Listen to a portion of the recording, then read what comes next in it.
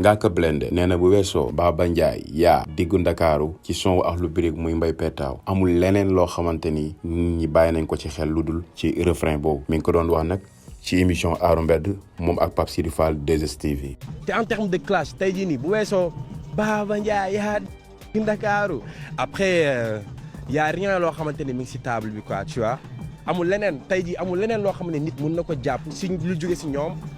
budul moo boobu noonu. Sénégalais yi kenn mënul toog mën a étudier texte Akhlou Brick Paradise yi pour wax la ci leneen lu dul ñoom li leen ci concerné muy Baba Ndiaye yow yaa diggu Ndakaaru comme ni ngeen déggee refrain bi te pourtant dafa bind ci sound bi du loolu rek la wax ci son bi bind na ci lu kawe bind na ci loo xamante ni instant bii ni yow su dee yàgg a déglu rap nga donc de façon bi muy bindee dina la neex parce que moom wax na ko moom arab nee na man su may def clash damay xalaat ki nga xamante ne tey jii nii moom dafa wax ni moom déglatul rap bu njëkk ni grand yi doon bindee moo tax mu ni moom buy bind day bind comme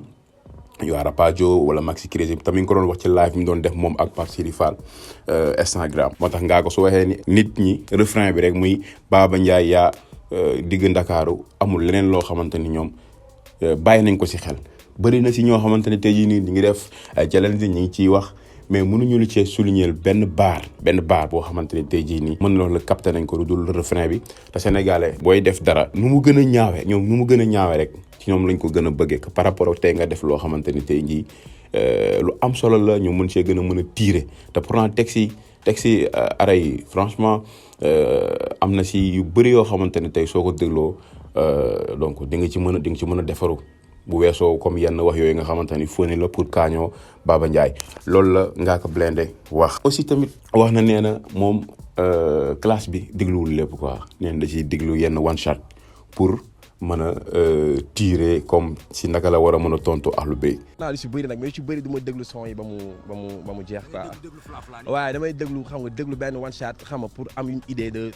ban direction laa war a jël pour def réplique bi et su ma dégloo loolu rek après su ma amee point yu ma gën a intéressé yooyu rek laay xëcc dugal ko si sama biir morceau après ma avant. loolu nag moom